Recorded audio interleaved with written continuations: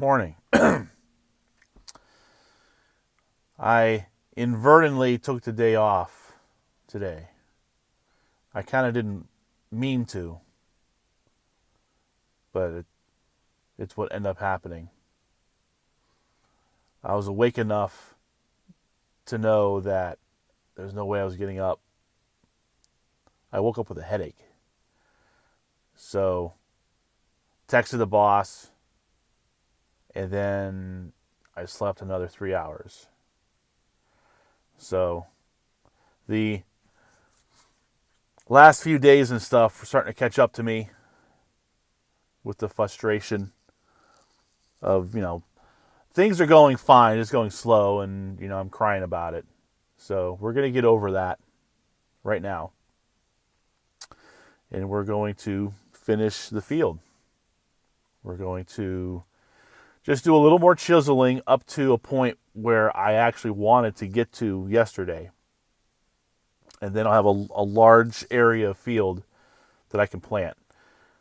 I am planning to do a bunch of twin rows in this section of the field where I laid down my extra fertilizer. When I laid down the fertilizer, I had extra.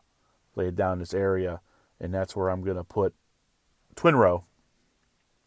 Plus, I also got enough seed to do all this extra stuff. So it's, but I might have to get more urea, more nitrogen.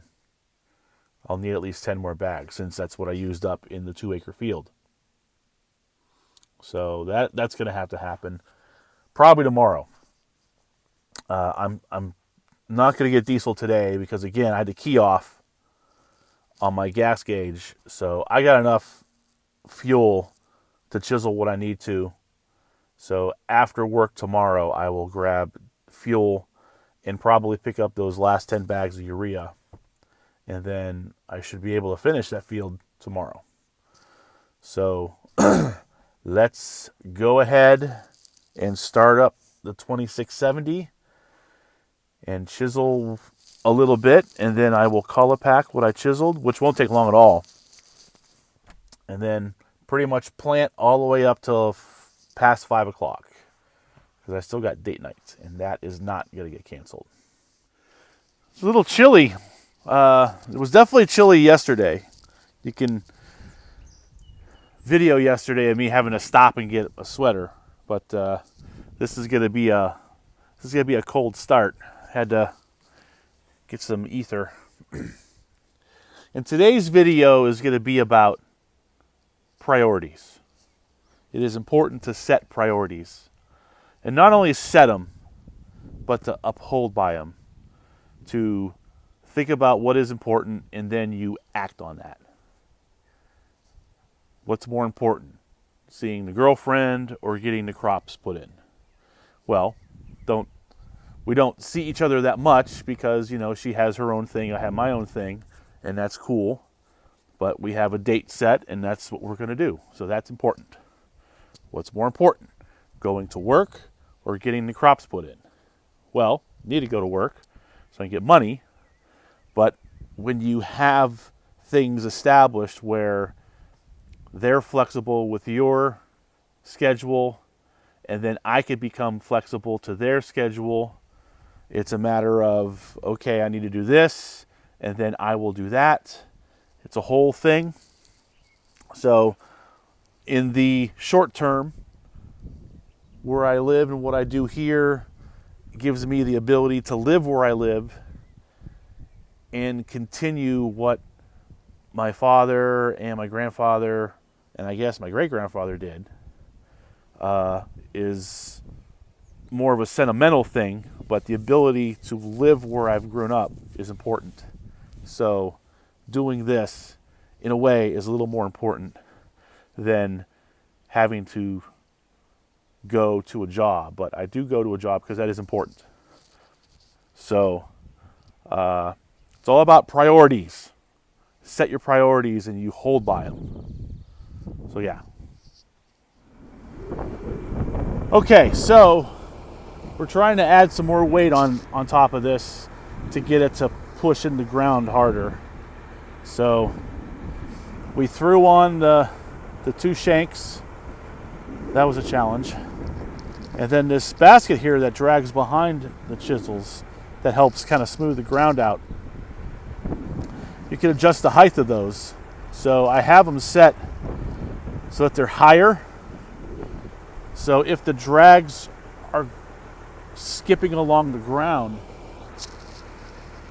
this drag will actually get suspended in the air, which is a bunch of weight on the back of it, and that should kind of help leverage of sinking the last 3 shanks in the ground better. And I think this is working out good. So when I'm still doing 2 passes, but the second pass is sinking down all the way. So I'm really happy with this. So it's around 11:15. I'm gonna go until like after 12, and then I'll color pack what I have chiseled, which really isn't much. It'll probably take me an hour or less, and then I'll start planting corn. So yeah, progress. Yeah, it's 12 o'clock. I chiseled where I wanted to go.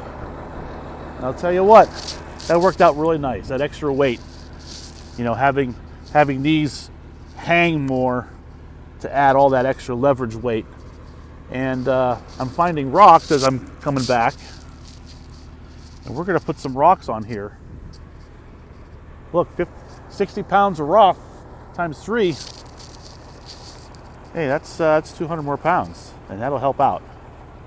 Wish I would have done this 2 days ago, but I'm not that smart. Well, look, there's a deer out there.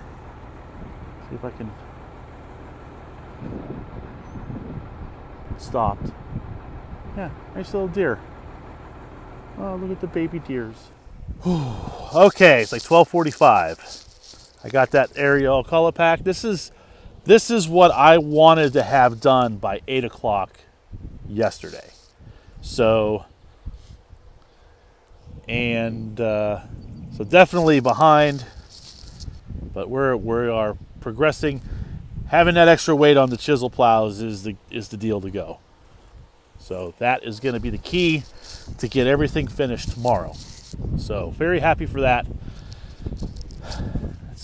It's still chilly out. It's breezy. Like when the wind is not blowing and you're in the sunlight, it feels nice. But as soon as the wind blows, you're cold. So this is it's a weird area of I'm warm and cold at the same time. So I'm going to put on a long sleeve shirt because a sweater is too much. Crazy. On a whim, I'm going to go get diesel now and put it into 2670. That way it's fueled up in case Bob is available to do any work with it before I get home from work tomorrow. So that'll be something that could be done. So I'm going to go get diesel fuel now and put it in the tractor now.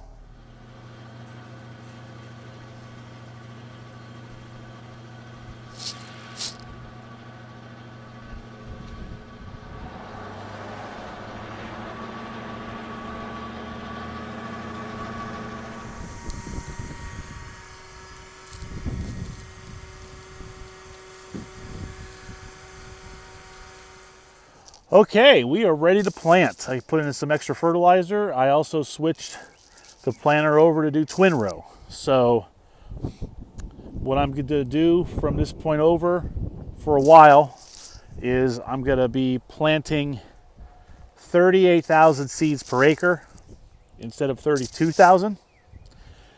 But instead of making one pass, I'm going to go up, turn around, and come back on the same 4 rows that I planted, but I'm going to offset so that it's planting next to the first row by around 6 to 8 inches apart.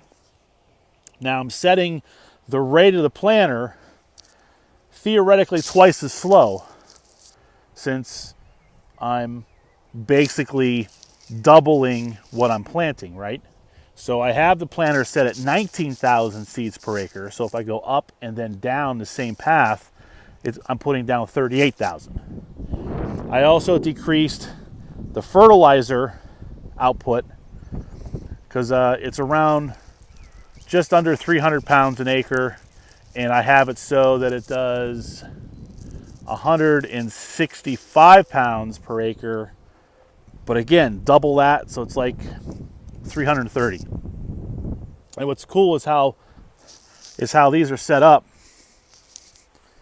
is that these disc fertilizer openers, they're all offset the same way of the planting unit. So the fertilizer is being put in a band, probably a good 6 to 8 inches away from the seed bed, but all are offset the same way. So when I turn around and I'm going the opposite direction, now these guys are going to be on the other side. That way I got a band of fertilizer on both sides of my double row.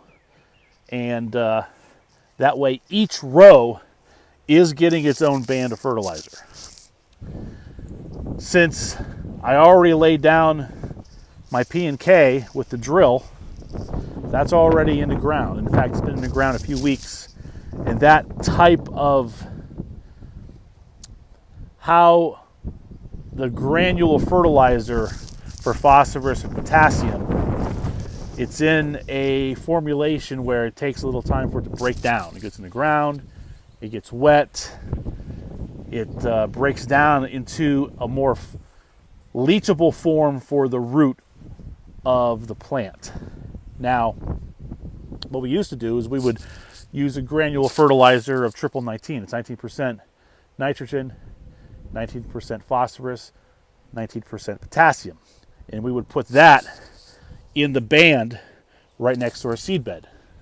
That way that the plant gets its NP and K all at once. But corn requires a lot more nitrogen to grow. So I'm putting down the P and K first. That way it's already in the ground, gives it some time for it to break down a little bit, and then I just plant nitrogen with the corn.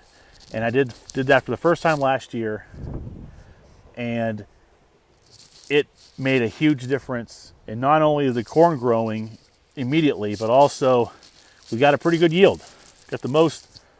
We had the most corn harvested last year on that side of the road. And you could tell when you were combining that there was a lot of corn there. So we're going to do that again on this side. I'm not going to do because last year I did almost all twin row. But that took time. So we can still get a good yield by planting 32 per acre at one pass, because there's fucking farmers that will get over 200 bushel an acre by doing that. But I think it's more of a variety of corn to use. There's also more applications to put on, like you can do fungicides. There's also some pesticides you lay down with it. You do a second application of nitrogen when the corn is 3 inches tall. If you're able, if the corn is excessive to rain every week, if the fucking corn gets water, because corn is a water hog. So if you get rain every week, that's going to make the plant happy, and a happy plant is going to produce a big ear, because the plant thinks, oh, this is a good place to have seeds, so let's produce a lot of seeds. So it's a life thing. If you're in a very nice environment, you want to reproduce and repopulate in that spot. But if it's super bad and harsh, then you might as well be a little bit more immortal and just stay alive longer. So we want to make good conditions so the plant can be like, yay, I want to live here, produce a lot of seeds. That's where you get your yield. So there's a possibility I might irrigate, because the pond is over here next to this field. And I might also do a second application of nitrogen where we broadcast granular nitrogen over the field in a timely manner where we know we might get some rain, because this nitrogen, it actually evaporates. It's weird. Over time, this fucking nitrogen granules will just sort of decompose and evaporate because it makes contact with the oxygen. I don't know the science. All I know is that it fucking evaporates and you lose the percentage of what you bought. So anyway, that's what I'm doing, and here we go. So I'm on my second pass going down. So I am going over what I planted. So as you can see, when I was coming up this way is this seed bed, and now that I'm going this way, here's that. And this is like a good 8-10 inches apart, because the concept is, because you want to get as much ears per acre as possible to get the most yield. And when you jam 40,000 seeds in one row, the seeds are real close and the plants are real close, and the plants kind of compete with each other, and both plants suffer. So basically all the plants suffer, and what happens is you get a small ear and you get smaller kernels. So even though you get more quantity, you lose quality. So there's like a happy medium on how far two plants can grow next to each other and get a good yield. And I think the average is like 6 inches or 5.5 inches. So 32,000 seeds per acre in 30-inch rows, it averages out close to 6 inches spacing between seeds. Now, with the double row, if 6 inches is our happy medium, what if we have a plant here, and then over here is a plant, and over here is a plant, kind of like a zigzag, or plant here, plant here, plant here, plant there. They're spaced out over more of a surface area on the field. That way the plant, they're far enough from each other to be happy, plus you can add more plants per acre.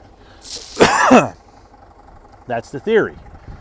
There are studies that claiming that there really isn't much of a difference in yield gain between twin row and just higher population in 30-inch rows, depending on the variety of the seed. There's flexier varieties. You also got the type of soil that these plants like. I haven't gone into the research just yet, but we're just trying things out, and I had a good experience with it last year, so I'm trying it again. I'm going a little higher rate this year, but I'm not doing a lot of it. I'm not putting a few eggs in the basket instead of all my eggs. So we got standard plant population for this variety here. We're also going to do that in the remaining field over there. But in this section here, where it's nice long, 1/4 mile long rows, it's be really quick for me to go up and down at a high gear of the tractor and plant them. Took a while, but I finally dug up the twin rows here. And these are where the seeds were. And they're about, 5 inches apart this way.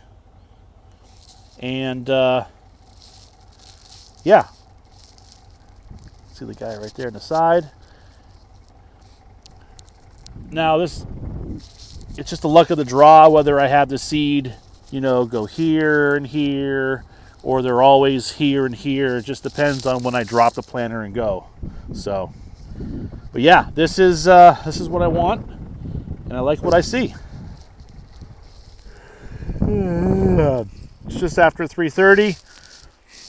I've done 36 twin rows. I'm gonna do 12 more, and then I'm gonna switch back to normal. And after that, I'll be able to fly with the rest of the ground that I have ready. So far so good. So I'm just gonna load up some more fertilizer. Still breezy and chilly, but the thin long sleeve is helping out. Like a sweater is still too warm. Crazy. Just past 4:30. I got all of the twin rows I wanted to plant, so we just converted this back to 32,000 and the fertilizer. So got another like 45 minutes. I should be able to zip up with the remaining field that I have. So we are right on time. On my way to see Susan. It's 5:50. So I was able to finish planting kind of up to the one area where I expected to be done. I was hoping to be done like that yesterday, but we got done. Bob, hold on, there's a bug here. Bob said he'll do some chisel plowing tomorrow morning. So when I get home from work, I don't know if I gotta get any more urea. I have to calculate. I have 30 bags left. I think I have 5 acres left to do. So 6 bags an acre times 5 acres is 30. That should work out. So there might be like an old bag of urea in the one greenhouse area.